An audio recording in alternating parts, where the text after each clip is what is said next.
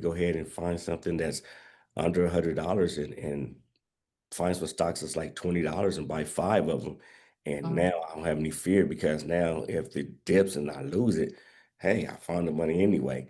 So it's multiple things I would do with it, and just depends on the circumstances of each individual and what situation they're in at the time.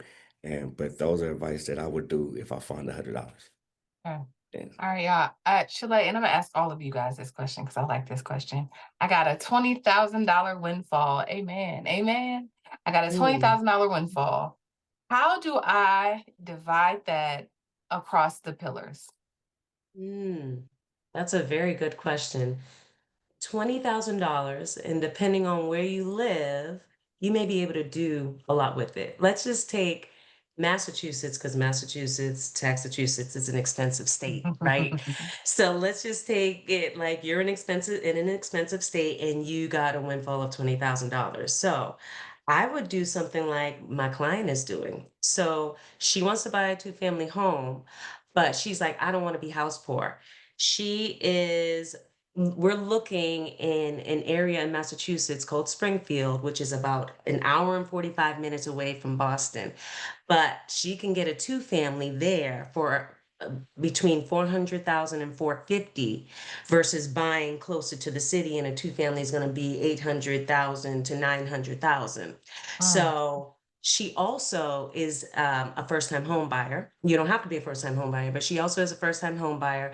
The mortgage that she's getting, she only has to put 3% down. She also qualifies for down payment assistance. You also can, in this buyer's market, try to negotiate with the seller to get seller concessions at closing that can contribute to your closing costs or buying down your interest rate, so that you can come to the table with as little as possible. So let's just say a $400,000 two-family home, right? And I know mhm, some people who are on here or who will listen to the replay are in markets where there are multifamilies. You might call it a duplex or a triplex.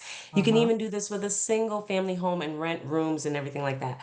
That's another topic for another time. mm, But let's just say 3% down on that $400,000 home is $12,000. So she's got 20. 3% mhm, down is 12. Well, we're going to go in and we're actually submitting an offer today. We're going to ask that seller to contribute 1 to 2% back for closing costs. So she may get 4 to $8,000 back from the seller towards the mm, closing costs. So that'll free up that other $8,000, and she only has to put down 12,000, she'll get the 8 back, and now she has $8,000. Well, she may need to do some improvements on that house. So you might want to put it aside, maybe out of that 8, another 4. You have $4,000 left. Let's see. You can invest in the stock market. You can pay down high interest debt because you're about to buy a property. You want to pay down some debt, pay down some high interest debt.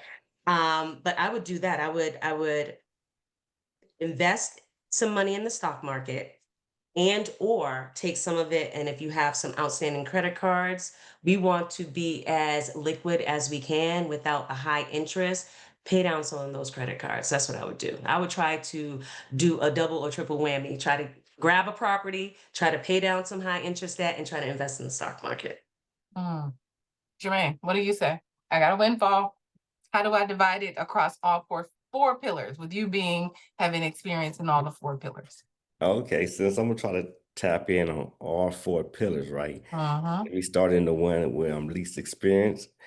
And since I'm here in Southern California, what I would do with the real estate is I take 5,000, pay off a month mortgage, right?